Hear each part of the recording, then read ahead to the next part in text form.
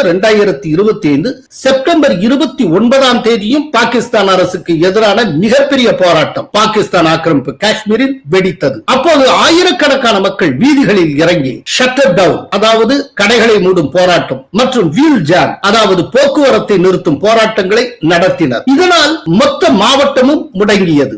ஆக்கிரமிப்பு காஷ்மீரின் முக்கிய பகுதிகளுக்கு பாகிஸ்தானில் உள்ள பஞ்சாப் மாகாணத்தில் இருந்து ஆயிரக்கணக்கான துணை ராணுவ படை வீரர்கள் அனுப்பி வைக்கப்பட்டனர். அங்குள்ள முக்கிய பகுதிகளுக்குள் நுழையும் மற்றும் வெளியேறும் இடங்களை காவல்துறையினர் சீல் வைத்தனர். பாகிஸ்தான் தலைநகர் இஸ்லாமாபாத்தில் இருந்து ஆக்கிரமிப்பு காஷ்மீர் பகுதிக்கு கூடுதலாக 1000 போலீசார் அனுப்பப்பட்டனர். காவல்துறையினர் நடத்திய துப்பாக்கி சூட்டில் 7 பேர் உயிரிழந்தனர், 90 பேர் காயமடைந்தனர். பாகிஸ்தான் ஆக்கிரமிப்பிலிருந்து விடுதலை வேண்டும் என்று கோஷமிடும் உள்ளூர் மக்களின் வீடியோக்கள் வைரல் ஆகின.